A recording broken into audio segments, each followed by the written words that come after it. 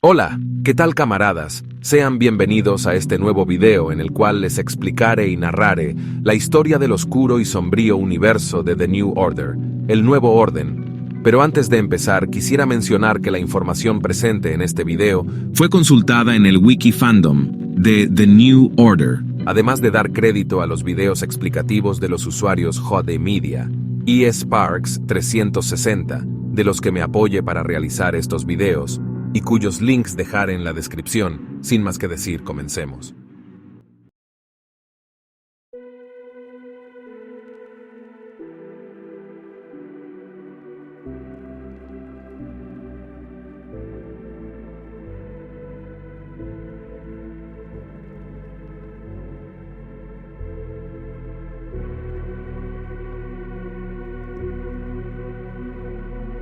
Alemania era un país empobrecido, quebrado y profundamente humillado después de la Gran Guerra. Sin embargo, en medio de la locura que fueron los años de la postguerra, esto parecía cambiar. Con el ascenso de Adolf Hitler y los nacionalsocialistas en Alemania, el rearme, el revanchismo, el odio y las ambiciones del nacimiento de un nuevo Reich parecían desenterrar el hacha de guerra.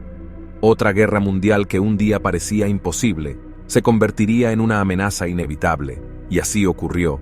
El 1 de septiembre de 1939, el Reich alemán de Adolf Hitler invadiría rápida y brutalmente al Estado polaco, llevando a las potencias occidentales de Gran Bretaña y Francia a declarar la guerra a Alemania poco después y tal vez, solo tal vez, detener al Reich.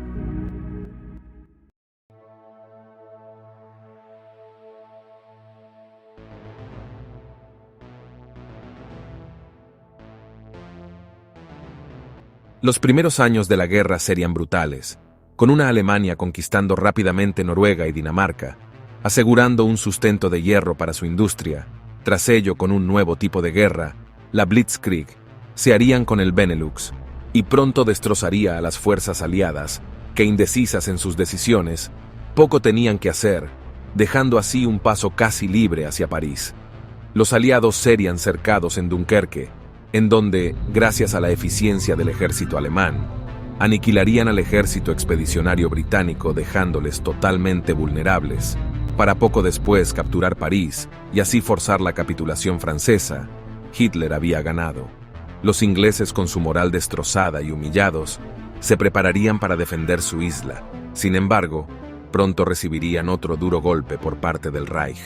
La Armada Real era la única esperanza para la defensa británica frente a las garras del Reich.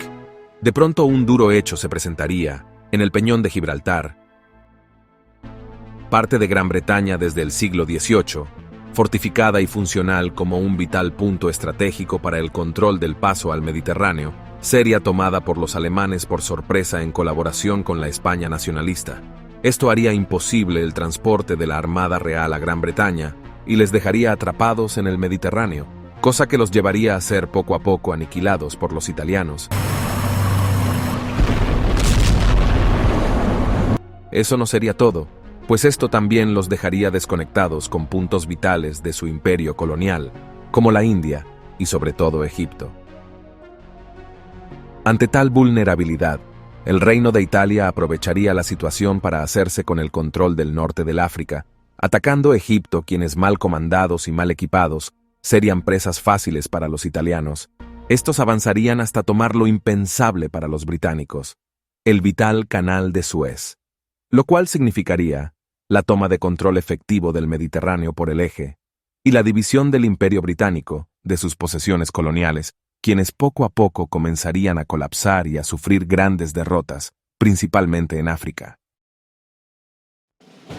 Ello no fue lo peor para Gran Bretaña, pues sin acceso efectivo a sus recursos coloniales, la industria británica no podría hacer nada para competir con el monstruo industrial alemán. El gran imperio británico estaba perdiendo la contienda. Mientras Gran Bretaña era devastada y masacrada por los ataques aéreos alemanes, Norteamérica se encontraba en una muy difícil situación. Gobernada por Joseph Patrick Kennedy, decidió permanecer con sus posturas de aislacionismo del movimiento America First y se abstendría a enviar algún tipo de apoyo a Gran Bretaña, declarando abiertamente su neutralidad absoluta.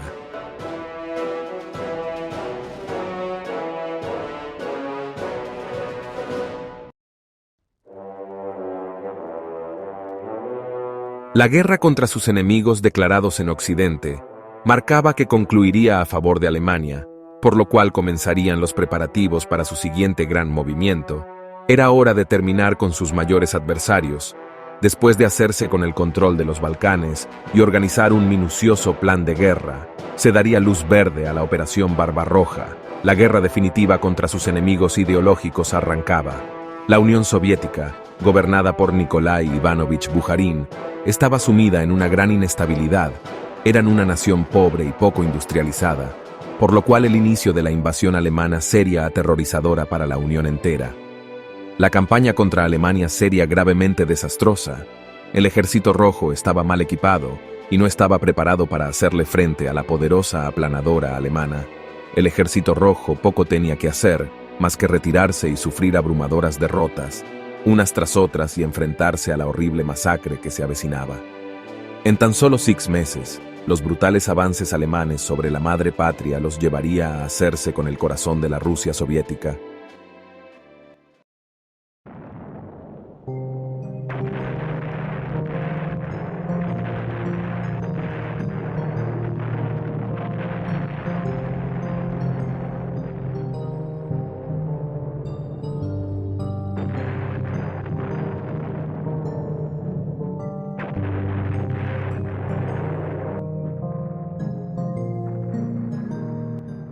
Moscú caería ante el imperio de la esvástica el 1 de diciembre de 1942.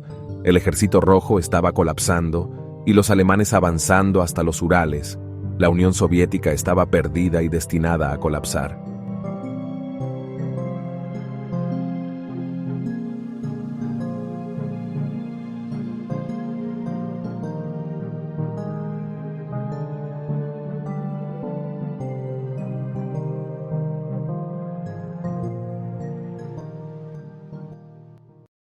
Mientras la Unión Soviética era destruida, otro imperio con grandes ambiciones surgía en este conflicto. El imperio japonés, que se hacía con el control de gran parte de China, se toparían con un gravísimo problema que debían erradicar. Norteamérica había llevado desde 1937 una política hostil contra el imperio del Sol naciente, que llegaría a sus máximas tensiones con los embargos petrolíferos impuestos contra Japón. El imperio japonés no podía tolerar más aquella acción que los debilitaba en su campaña. Era echarse atrás o enfrentarse directamente a los problemas. Y así fue.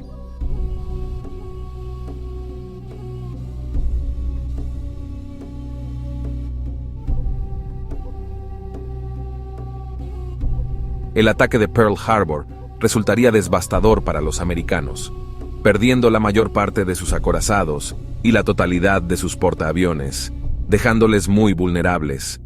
La guerra había llegado al Pacífico.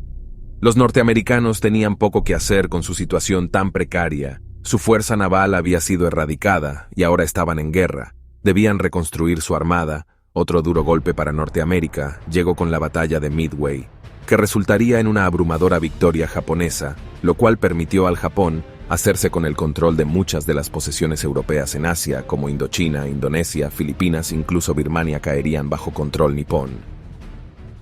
Los primeros meses de guerra resultarían gloriosos para el Japón, incluso llegando a amenazar la Gran Australia. Sin embargo, una rehabilitación durante meses de la Armada estadounidense los haría tambalearse. A pesar de las pasadas derrotas, Estados Unidos aún conservaba una gran ventaja por su poderío industrial, que les permitió rearmarse rápidamente y volver al escenario bélico. Con su ayuda, la defensa de Australia resultaría en un completo éxito.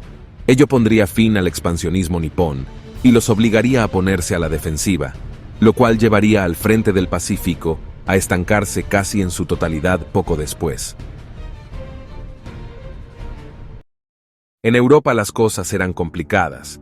El reforzamiento alemán, gracias a los recursos obtenidos tras su conquista en Rusia, los convertiría en una fuerza imparable. Sin embargo, ello no rompería la valentía y valor de los británicos para rendirse. Con los norteamericanos dentro de la guerra y el reforzamiento del ejército británico gracias a voluntarios polacos, franceses, noruegos, holandeses, entre otros, alzaría su moral por seguir luchando. Ello haría imposible para alemanes una rendición diplomática británica. Gran Bretaña era el último tumor del que debían deshacerse. Parecía que Gran Bretaña estaría firme hasta el fin. Sin embargo, no fue así. Con el avanzar de la guerra, la victoria de los alemanes parecía algo inevitable, incluso a los ojos irlandeses, quienes, temiendo por ser un próximo objetivo alemán, aceptaría la victoria alemana, por lo cual se sumaron al Tercer Reich. Malas noticias para los ingleses. Con el apoyo irlandés, los alemanes se harían con el control del norte de Irlanda, un duro golpe para el Imperio Británico. Y eso no sería lo único. Irlanda resultaría un vital punto estratégico para cortar el envío de apoyo estadounidense a Gran Bretaña, lo cual asfixiaría al ejército y pueblo británico. Gran Bretaña estaba en el peor de sus estados, indefensa, con escasez, y con su moral totalmente destrozada. Ello llevaría a Hitler a realizar su última y definitiva jugada. El Reich alemán daba luz verde a la Operación León Marino, con la cual la Kriegsmarine erradicaría lo que quedaba de la Armada Real en Gran Bretaña. La Luftwaffe arrasaría a la Real Fuerza Aérea, y a pesar de la valiente resistencia británica, el plan estaba siendo un éxito. Con los primeros paracaidistas desplegados en Gran Bretaña y las playas aseguradas, el posterior desembarco sería rápido y aplastante. Los alemanes se enfrentarían a una dura resistencia dada por los británicos y los pocos americanos y canadienses que les apoyaban. Sin embargo, a pesar de los grandes esfuerzos, todo estaba perdido, pues la Wehrmacht se hacía con el control de Gran Bretaña poco a poco, hasta incluso tomar Londres.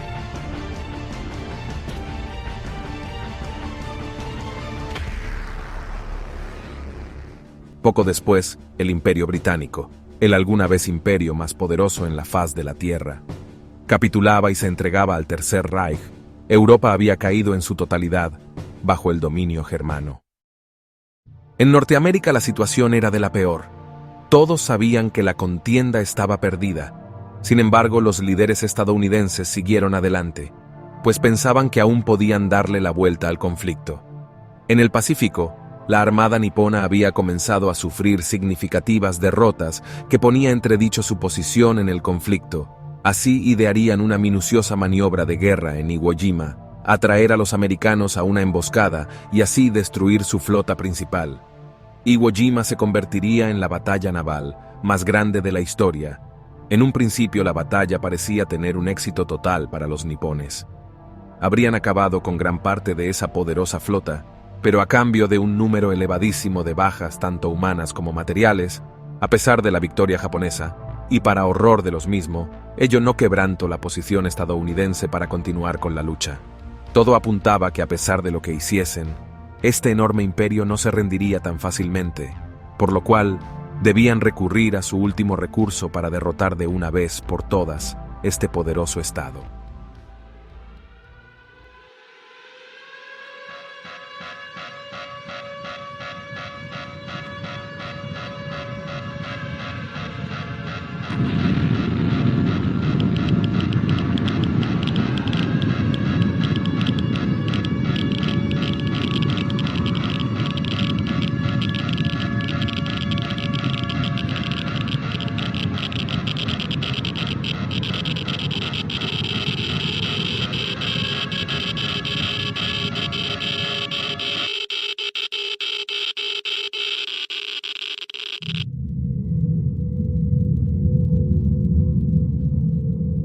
Nadie se lo esperaba. Un ataque de esa magnitud con aquella aterradora y destructiva arma en el corazón estadounidense del Pacífico. El 4 de julio del 45, el mundo sería testigo de esa poderosísima arma en Pearl Harbor. Todos los relojes se paralizaron a las 8:39 de la mañana. Casi 50.000 personas morían de un segundo para otro. La bomba atómica alemana había sido lanzada desde un portaaviones japonés, con la cual se habría logrado lo impensable, El ataque había aniquilado a los restos de la flota americana estacionada en el puerto. El fuego atómico ocasionaría una ola de conmoción, terror y, sobre todo, pánico que recorrería a América completa. Ello presionó al gobierno a aceptar la derrota y resignarse a firmar un armisticio y posteriormente su humillante rendición definitiva. El Eje había ganado, la libertad había sido derrotada, y el mundo entero se preparaba para expectar con horror el nacimiento del nuevo orden.